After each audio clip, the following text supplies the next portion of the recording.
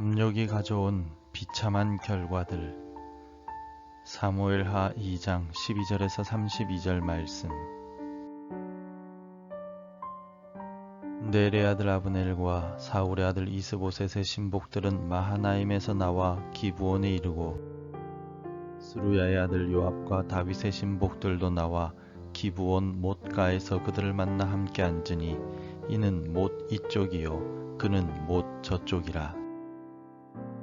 아브넬이 요압에게 이르되, 원하건대 청년들에게 일어나서 우리 앞에서 겨루게 하자.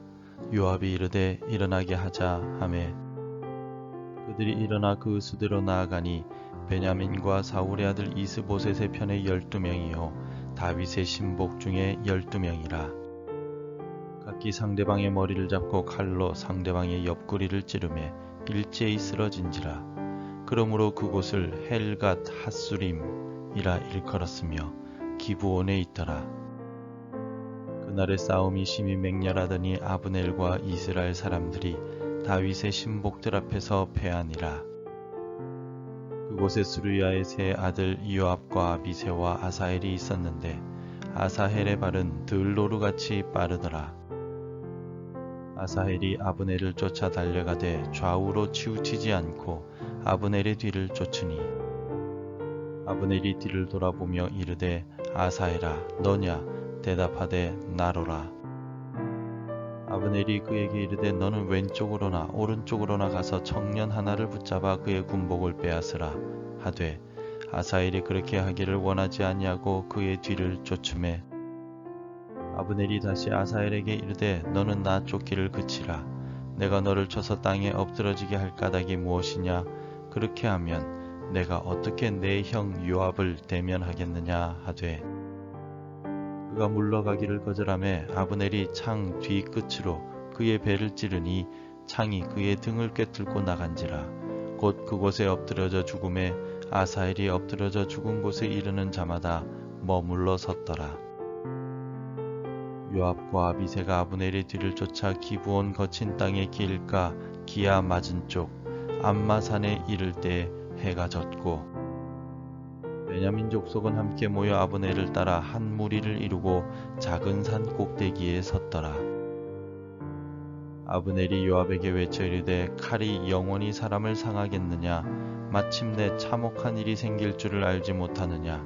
내가 언제 무리에게 그의 형제 쫓기를 그치라 명령하겠느냐?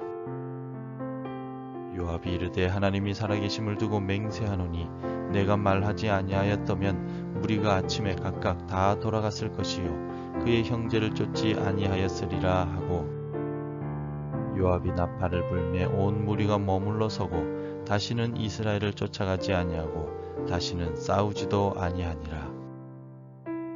아브넬과 그의 부하들이 밤새도록 걸어서 아라바를 지나 요단을 건너 비드론 온 땅을 지나 마하나임에 이르니라. 요압이 아브넬 쫓기를 그치고 돌아와 무리를 다 모으니 다윗의 신복 중에 19명과 아사헬이 없어졌으나, 다윗의 신복들이 베냐민과 아브넬에게 속한 자들을 쳐서 360명을 죽였더라. 무리가 아사헬을 들어올려 베들레헴에 있는 그의 조상 묘에 장사하고, 요압과 그의 부하들이 밤새도록 걸어서 헤브론에 이른 때에 날이 밝았더라.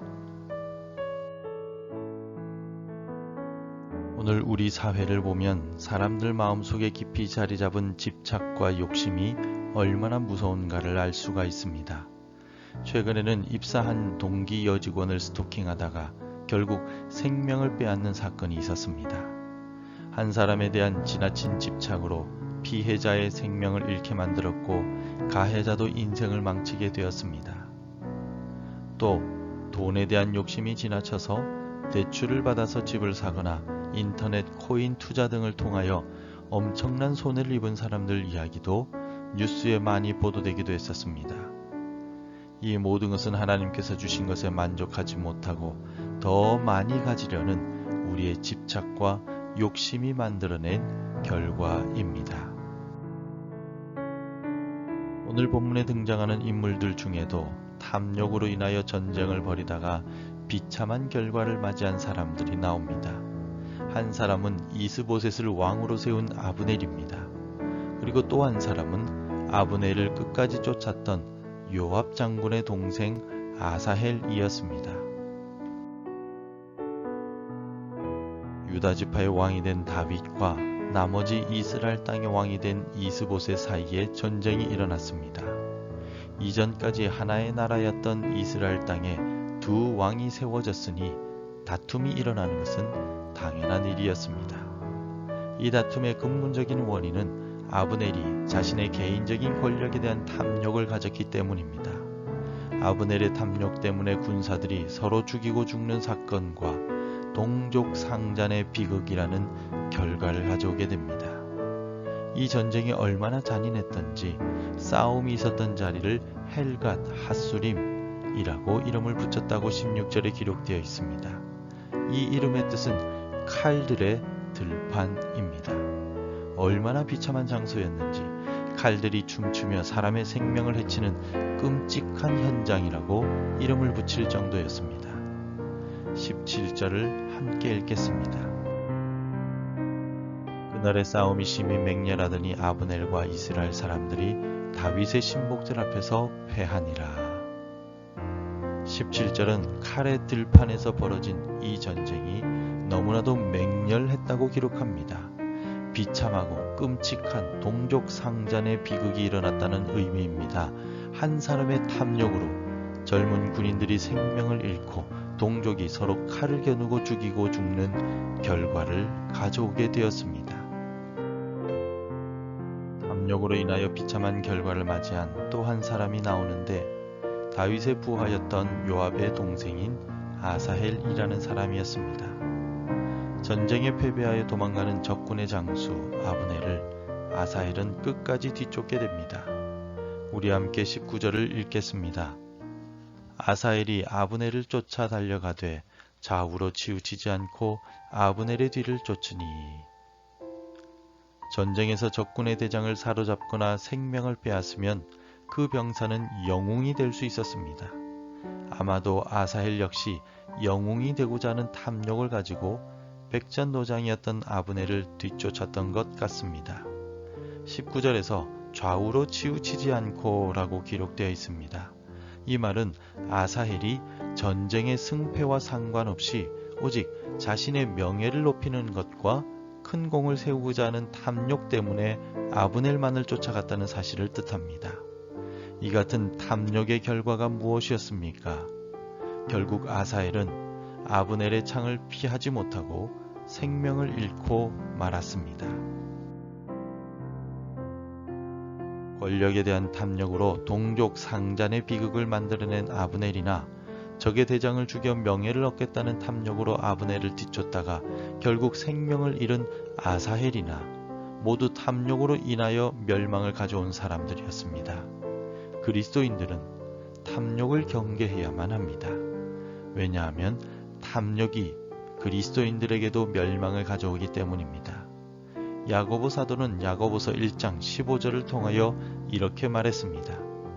욕심이 잉태한 즉 죄를 낳고 죄가 장성한 즉 사망을 낳느니라. 아멘.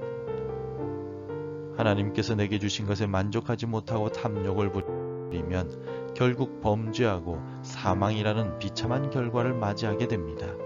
그러므로 그리스도인들은 탐욕을 멀리해야만 합니다. 이방인들에게 복음을 전하기 위해 자신의 학벌과 명예와 권력을 모두 배설물처럼 여겼던 사도 바울은 어떠한 형편에든지 나는 자족하기를 배웠다라고 고백합니다. 부족해도 만족할 수 있는 이유는 능력 주시는 자 안에서 모든 것을 할 수 있다는 사실을 바울이 알았기 때문입니다. 주님이 우리와 함께 하시니 주님의 능력을 힘입어 내게 주신 것에 만족하는 그리스도인들이 됩시다. 그리고 또 어떤 형편에든지 주님과 함께하며 자족하며 또한 성령을 따라 행합시다. 갈라디아서 5장 16절을 통하여 사도 바울은 성령을 따라 행하면 육체의 욕심을 이루지 아니하리라 라고 말하였습니다. 내 안에서 솟아오르는 탐욕을 억누르고 하나님의 은혜에 만족하며 살아가기 위해서는 성령님께서 인도하시는 대로 따라 살아가야만 합니다. 오늘도 성령님과 동행하며 살아가는 성도들이 되시길 바랍니다. 기도하겠습니다. 하나님 아버지, 내 안에 있는 세상적인 욕심을 버리고 내게 주신 하나님의 은혜에 감사하며 살아가게 하옵소서. 주께서 주시는 능력을 힘입어 만족하게 하시며 성령님께서 인도하시는 대로 따라가며 탐욕을 극복하게 하옵소서. 예수님의 이름으로 기도드립니다. 아멘. 계속해서 함께 기도해 주시기 바랍니다. 주님 한 분만으로 만족하며 살아가게 하소서. 주의 말씀과 성령님의 인도하심에 순종하게 하소서. 우리 가정에 사랑과 이해가 넘치게 하소서. 복음 전해야 할 한 사람이 생각나게 하소서. 오늘도 말씀대로 살아가며 성령의 열매를 맺어가는 하루가 되시기를 축복합니다.